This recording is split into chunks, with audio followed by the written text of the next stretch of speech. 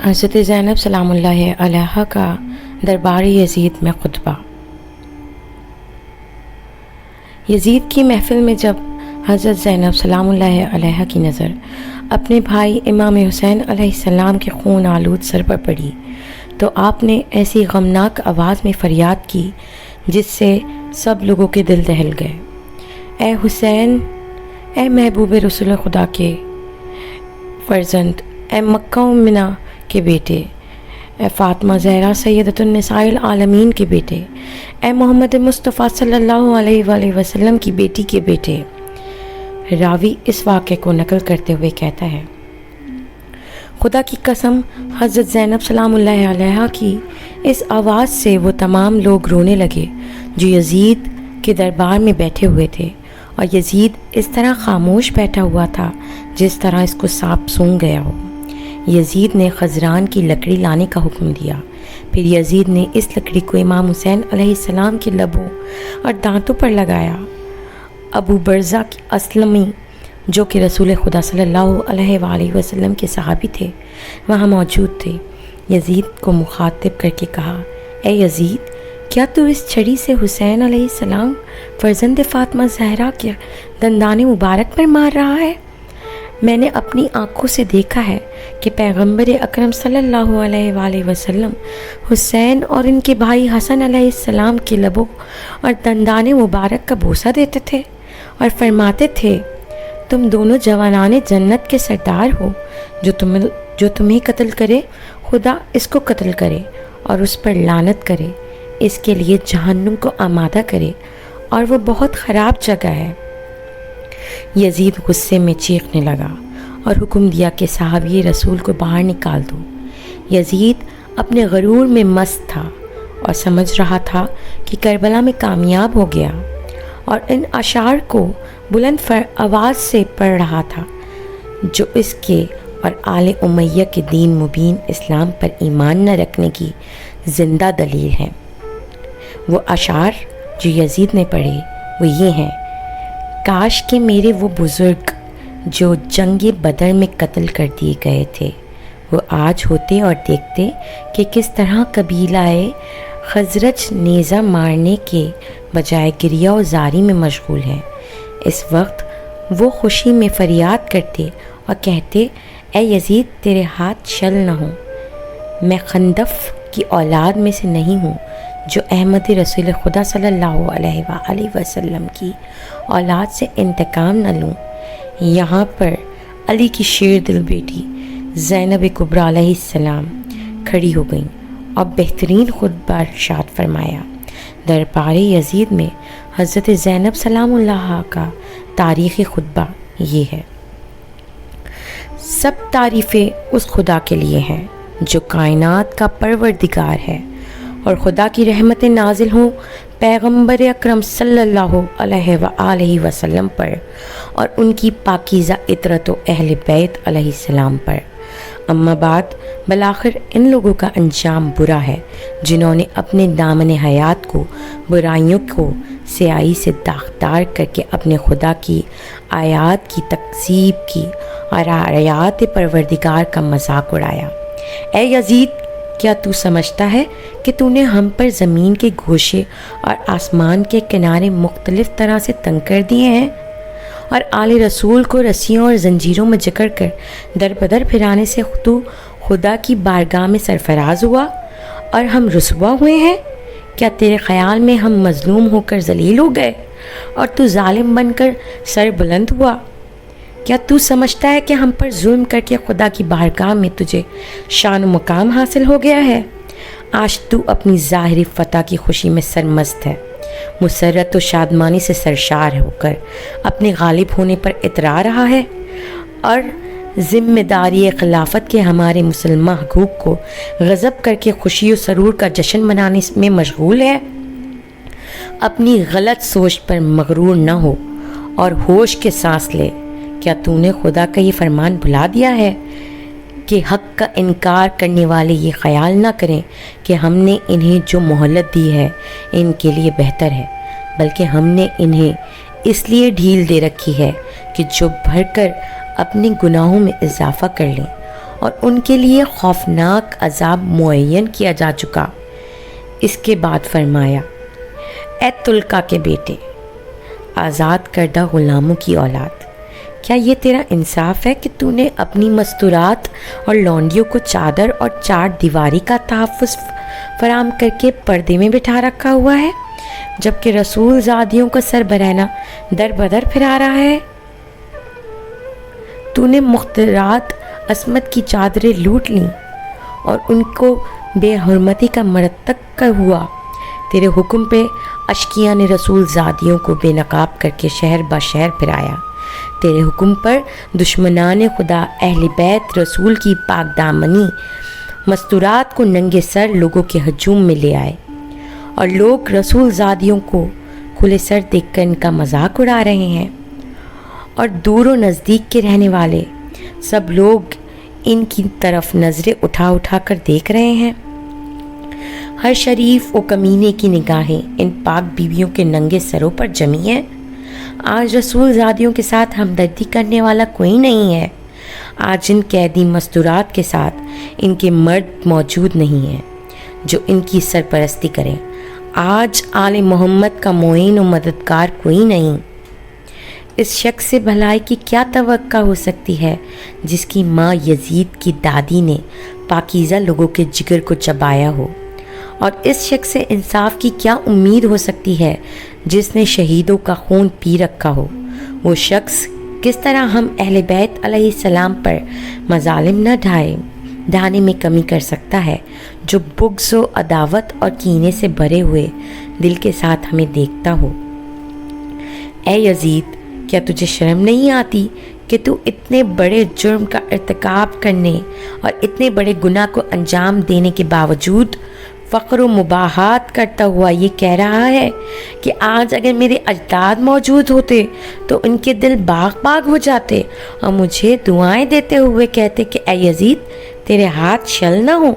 اے یزید، کیا تجھے حیا نہیں آتی کہ تو جوانان جنت کے سردار حسین ابن علی علیہ السلام کے دندان مبارک پر چھڑی مار کر ان کے بے ادبی کر رہا ہے؟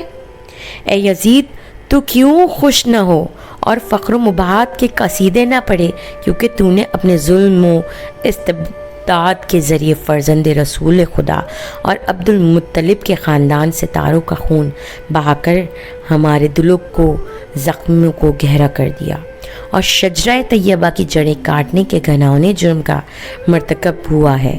تو نے اولاد رسول کے خون میں اپنے ہاتھ رنگین کیے ہیں۔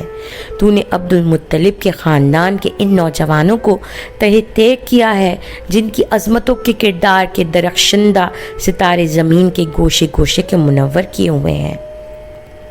آج تو آل رسول کو قتل کر کے اپنے بدنہار برے اسلاف کو پکار کر انہیں اپنے فتح کے گیت سنانے میں منہمک ہے۔ تو سمجھتا ہے کہ وہ تیری آواز سن رہے ہیں؟ جلدی نہ کر، عنقریب تو بھی ان کافر بزرگوں کے ساتھ جا ملے گا، اور اس وقت اپنی گفتار اور کردار پر پشیمان ہو کر یہ آرزو کرے گا کہ کاش میرے ہاتھ شل ہو جاتے، میری زبان بولنے سے عاجز ہوتی، اور میں نے جو کچھ کیا اور کہا اس سے باز رہتا۔ اس کے بعد حضرت زینب نے آسمان کی طرف منہ کر کر بارگاہ الہی میں عرض کیا، اے ہمارے پروردگار، تو ہمارا حق ان ظالموں سے ہمیں دلا دے، اور تو ہمارے حق کا بدلہ ان سے لے۔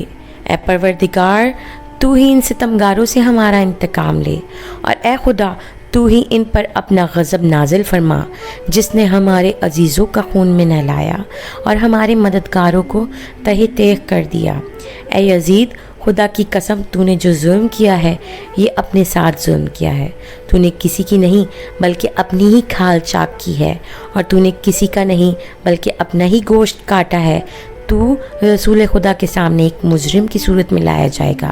تجھ سے تیرے اس گھناؤنے جرم کی باس پرس ہوگی۔ تو نے اولاد رسول کا خون ناحق کیوں بہایا اور رسول زادیوں کو کیوں در بدر پھرایا؟ نیز رسول کے جگر پاروں کے ساتھ ظلم کیوں روا رکھا؟ اے یزید، یاد رکھ کہ خدا آل رسول کا تجھ سے انتقام لے کر ان مظلوموں کا حق انہیں دلائے گا اور انہیں امن و سکون کی نعمت سے مالا مال کر دے گا۔ خدا کا فرمان ہے کہ تم گمنام نہ کرو کہ جو لوگ راہ خدا میں مارے گئے وہ مر چکے ہیں، بلکہ وہ ہمیشہ کی زندگی پا گئے اور بارگاہ الہی سے روزی پا رہے ہیں۔ اے یزید، یاد رکھ کہ تو نے جو ظلم آل محمد پر ڈھائے ہیں، اس پر رسول خدا عدالت الہی میں تیرے خلاف شکایت کریں گے اور جبرائیل امین آل رسول کی گواہی دیں گے۔ پھر خدا اپنے عدل و انصاف کے ذریعے تجھے سخت عذاب میں مبتلا کر دے گا، اور یہی بات تیرے برے انجام کے لیے کافی ہے۔ عنقریب وہ لوگ بھی اپنے انجام کو پہنچ جائیں گے جنہوں نے تیرے لیے ظلم و استبداد کی بنیادیں مضبوط کیں اور تیری آمرانہ سلطنت کی بساط بچھا کر تجھے اہل اسلام پر مسلط کر دیا۔ ان لوگوں کو بہت جلد معلوم ہو جائے گا کہ ستمگاروں کا انجام برا ہوتا ہے اور کس کے ساتھی ناتوانی کا شکار ہیں۔ اس کے بعد فرمایا، اے یزید، یہ گردش ایام اور حوادث روزگار کا اثر ہے کہ مجھے تجھ جیسے بد نہاد برے انسان سے ہم کلام ہونا پڑا ہے، اور میں تجھ جیسے ظالم و ستمگر سے گفتگو کر رہی ہوں۔ لیکن یاد رکھ، میری نظر میں تو ایک نہایت پست اور گھٹیا شخص ہے جس سے کلام کرنا بھی شریفوں کی توہین ہے۔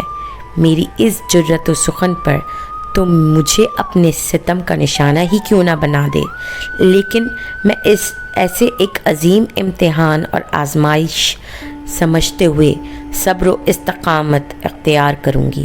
تیری بد کلامی و بد سلوکی میرے عزم و استقامت پر اثر انداز نہیں ہو سکتی۔ اے یزید، آج ہماری آنکھیں اشکبار ہیں اور سینوں میں آتش غم کے شعلے بھڑک رہے ہیں۔ افسوس تو اس بات پر ہے کہ شیطان کے ہم نوا اور بدنام لوگوں نے رحمان کے سپاہیوں اور پاک باز لوگوں کو تہے تیغ کر ڈالا، اور ابھی تک اس شیطانی ٹولے کے ہاتھوں سے ہمارے پاک خون کے قطرے ٹپک رہے ہیں۔ ان ناپاک دہن ہمارا گوشت چبانے میں مصروف ہے، اور صحرا کے بھیڑیے ان پاک باز شہیدوں کی مظلوم لاشوں کے ارد گرد گھوم رہے ہیں، اور جنگل کے نجس درندے ان پاکیزہ جسموں کی بے حرمتی کر رہے ہیں۔ اے یزید، اگر آج تو ہماری مظلومیت پر خوش ہو رہا ہے اور اسے اپنے دل کی تسکین کا باعث سمجھ رہا ہے، تو یاد رکھ کہ جب قیامت کے دن اپنی بد کرداری کی سزا پائے گا تو اس کا برداشت کرنا تیرے بس سے باہر ہوگا۔ خدا عادل ہے اور وہ اپنے بندوں پر ظلم نہیں کرتا۔ ہم اپنی مظلومیت اپنے خدا کے سامنے پیش کرتے ہیں، اور ہر حال میں اس کی عنایت اور عدل و انصاف پر ہمارا بھروسہ ہے۔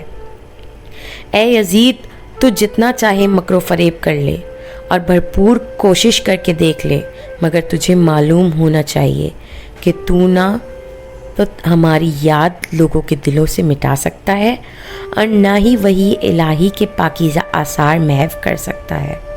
تو یہ خیال خام اپنے دل سے نکال دے کہ ظاہر سازی کے ذریعے ہماری شان و منزلت کو پا لے گا۔